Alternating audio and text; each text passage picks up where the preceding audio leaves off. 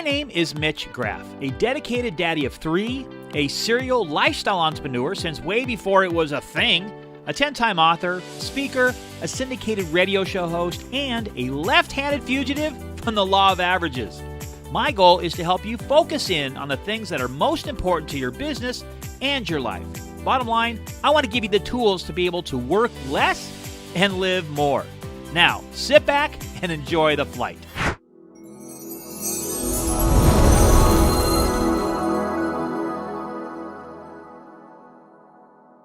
Traditional customer service is officially dead. We are now in a world that demands things faster, more conveniently, and cheaper. And we have given up much of our demand for wanting exceptional service. Long gone are the days when you pulled into a service station to get gas and were met by a wonderful smile and a "Good morning, can I fill you up today with our premium grade gasoline so your engine works more efficiently? And while you're here, I'll check under the hood to make sure your fluid levels are good and that you don't have any other issues. I'll also give a quick check on your tire pressure and clean your windshield while you wait." We would pull in for gas, a common commodity, and instead we're giving a vast plethora of unexpected services that were provided for free, all because you chose to do business with that particular station. And oh yeah, we got gas while we were there also. Today we pull into a gas station. No, they don't call them service stations anymore. We get out of our car to pump our own gas, slide our own debit card. If we want our windshields washed or our oil checked, we got to do it ourselves. And if we pay cash, we got to go inside and wait in line in order to prepay. If our card doesn't take all the money that we paid, we got to go back in, stand in line again to get our change. If we get a smile and a thank you, those are complete bonuses. By the time we get back in our car to leave, we feel stressed and rushed, not to mention smelly from the gas on our hands. As the digital revolution continues to turn most traditional businesses on their heads, so too has the decrease in the importance of having actual humans at the front line of business. In my opinion, it has become a dying art. If you are even a little bit like me, you feel the same way. We expect to have a basic level of customer service when we have some sort of interaction with the business. Get it right, and they continue to get our support. Blow it, and we'll be happy to tell our friends and family about our bad experience. When you hear about the accolades of the best hotels and restaurants in the world, you typically hear about the 5-star rating that they have. To them, and to the customers that they serve, that means that they are the absolute best at what they do. There's no better number than a 5-star. 5 stars is the equivalent of 2 thumbs up for a movie, or 100% on Rotten Tomatoes. Basically, it means that a business can't do any better in taking care of its customers.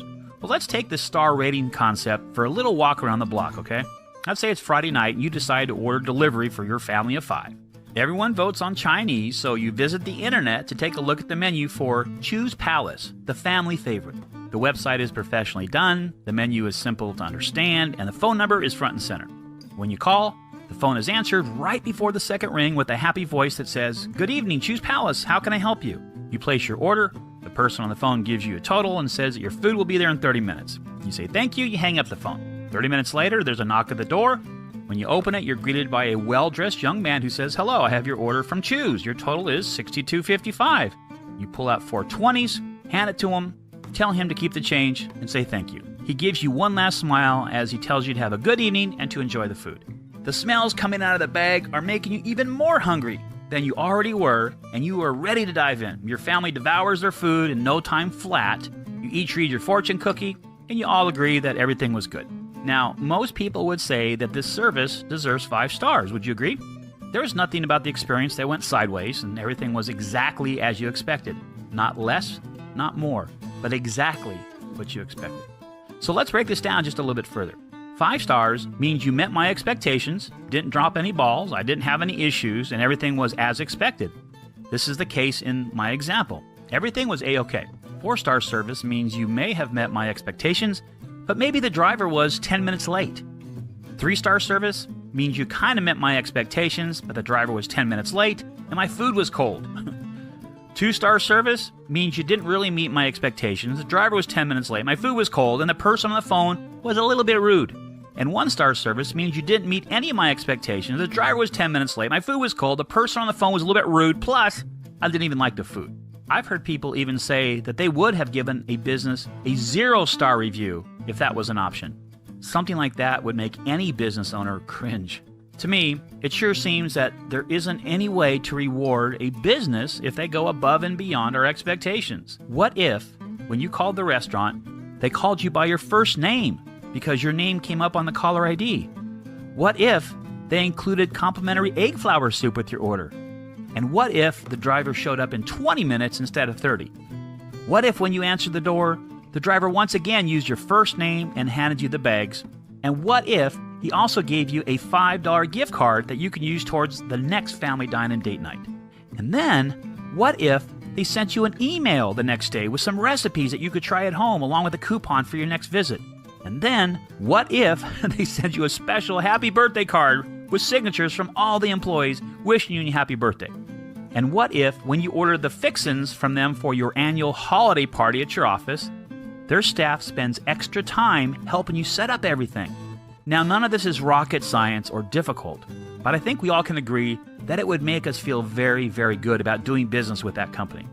In fact, I venture to say that we would consider ourselves big fans, and will probably let friends and coworkers know about how great it is to do business with Choose Palace. This company will have earned the coveted and mystical 6-star in your book. So here's the challenge. Grab yourself a pen and paper, good cup of coffee, and hit the easy chair, and I want you to do 3 things. First of all, I want you to put yourself in the shoes of your perfect customer and take a look at your business from their perspective, not yours. We all tend to get that tunnel vision and get stuck in ruts when it comes to making the customer experience the best it can be. Evaluate every aspect of the customer experience when someone comes into your business or experiences you online or some other point of contact. While you are doing this, you should also find areas that perhaps aren't as efficient or customer-centric as they should be. And this is actually great news. It just means that there's room for improvement. The other part of this first step is to bring your customers into the project. What do they love about your company? What do they not love about you? And what suggestions can they give on ways to improve the experience they have with you? This can be as simple as picking up the phone and calling a small handful of your customers that you feel will give you some honest feedback. Another way is to have a customer satisfaction survey available for people to fill out, whether it's in person or online. If you already have customer surveys that people fill out, great. If not, then this is your chance to develop a short questionnaire that will provide you with valuable information. So now you have 2 data sets, your own perspective and your customer's perspective. Second, I want you to write down what would make you an avid customer of your business. And don't put any limitations on what your mind spits out. Write it all down. What would it take for your business to deliver not only a 5-star experience, but to earn a 6-star? Which of your systems are causing you the biggest headaches and biggest pains when it comes to having a smooth relationship with your customer? Is there a need to completely break down those systems to smaller moving pieces and then rebuild them with fewer moving pieces? Everything must be on the table for this exercise. And last, I want you to begin the work of recreating that customer experience from the ground up. I realize that this may take some time, some serious evaluation, and perhaps some additional resources to complete, but it's important that you begin this process now.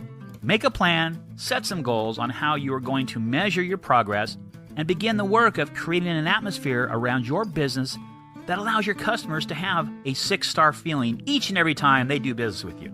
If you keep this philosophy in the front of your mind in everything that your business does, I can guarantee you that you will revolutionize your entire mindset, and before long, you will find yourself growing by leaps and bounds.